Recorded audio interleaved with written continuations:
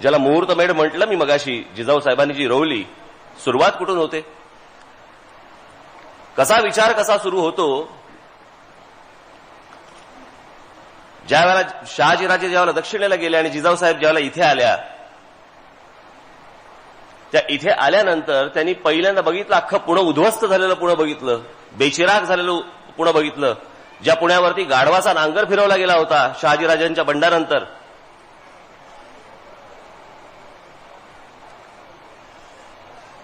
जिजाऊ साहेबांनी त्यांच्या सहकाऱ्यांना पहिला प्रश्न केला, इथे मला देव कुठे भेटेल, मला देव कुठे दिसेल?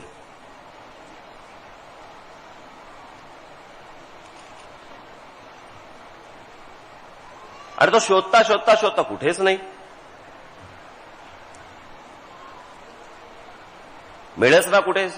सर्व मंदिरं उद्ध्वस्त झालेली, मंदिराचे काही खांब पडलेले, पण त्याच्यात देव नाही.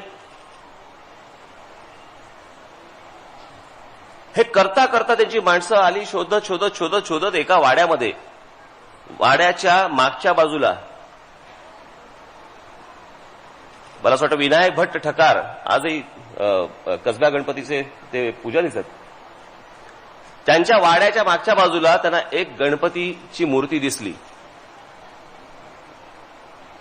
त्या गणपतीची मूर्ती की ज्याची सुरुवात गणेशापासून झाली, ती मूर्ती घेतली त्यांनी, तिची प्रतिष्ठापना केली. ती प्रतिष्ठापना जिजाऊ साहेबांनी केली. ज्याचा आजही मानाचा गणपती म्हणून आज पुण्यातनं पहिल्यांदा निघतो, तो कसब्याचा गणपती हा जिजाऊ साहेबांची आहे, त्यांनी केलंय ते.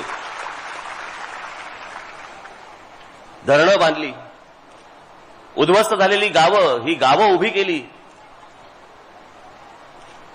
त्यातलं पहिलं गाव जे उभं केलं गेलं, विचार बघा कसा, की माझी माणसं ही सैराभैरा पलटायत, इकडे तिकडे जात आहेत, त्यांच्यासाठी मला काम केलं पाहिजे, त्यांना पाणी पोचवलं पाहिजे, त्यांना घरं दिली पाहिजेत.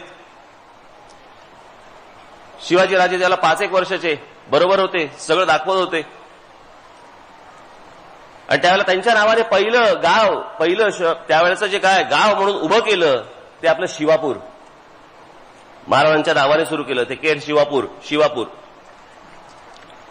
नाले उभे केले, धरणं बांधली, अनेक गोष्टी केल्या. हे सहज तुम्हाला शक्य आहे.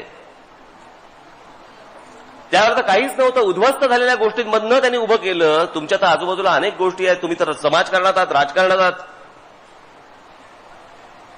पण या सगळ्या गोष्टींसाठी लागते फक्त इच्छा. ती इच्छा जर समजा आपली मेलेली असेल, मग तुमची असेल ना तर पुरुषांची असेल, ती इच्छाच मेलेली असेल, पुढे काहीच नाही घडू शकत.